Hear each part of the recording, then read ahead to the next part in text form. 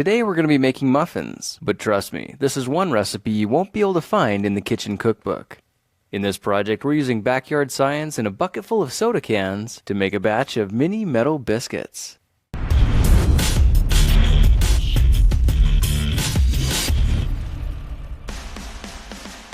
Let's start this project with the mini metal foundry we made in another video and a big bag of charcoal briquettes.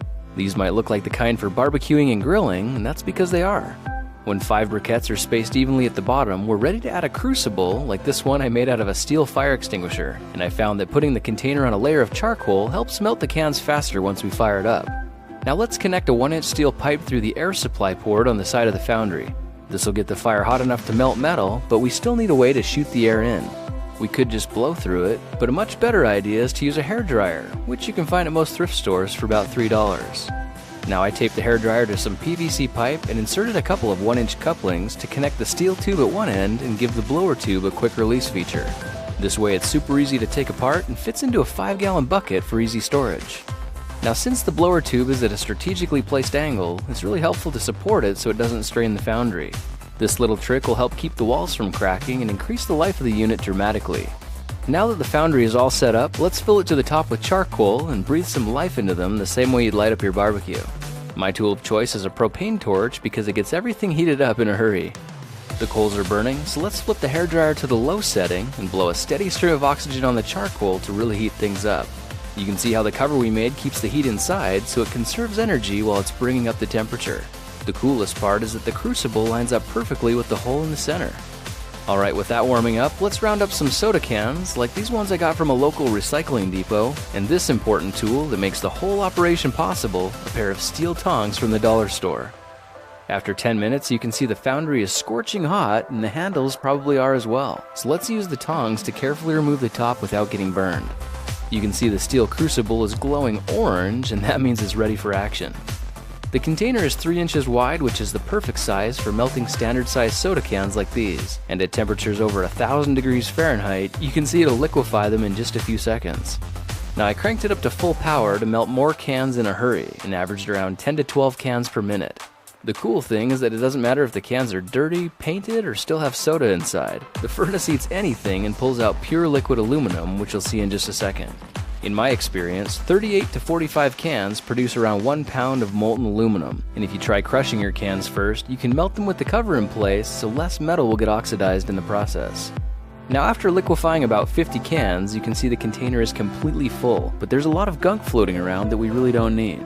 The easiest way to isolate the aluminum is with something like this steel cake pan I got at the thrift shop for 50 cents.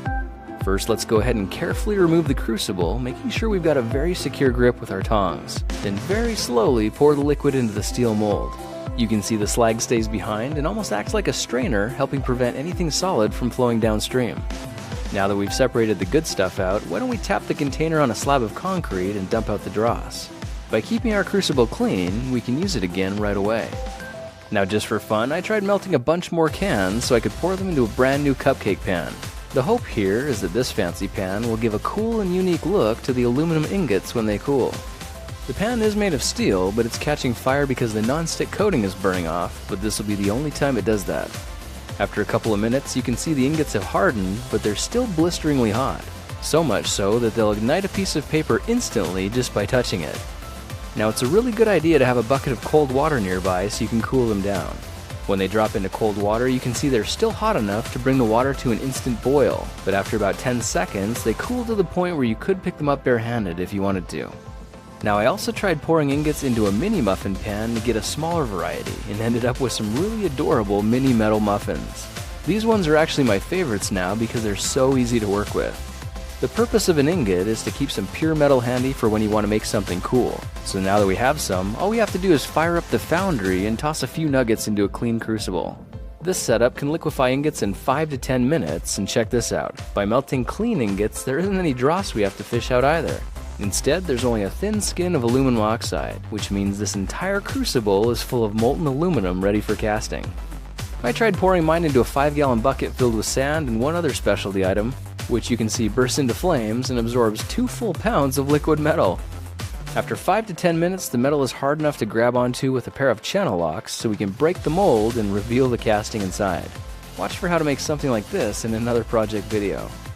When it's time to clean up, all the metal working tools fit conveniently into a 5-gallon bucket, and when the foundry is cooled down, the handle makes it easy to flip over and dump out the ashes. Cleanup is quick, and when you replace your potted plant, you can see the whole thing reverts to its innocent disguise as fashionable home decor. Well, now you know how to turn scrap aluminum soda cans into shiny metallic muffins, which you can simply admire with pride, or use to make just about anything you want. Well, that's it for now. If you like this project,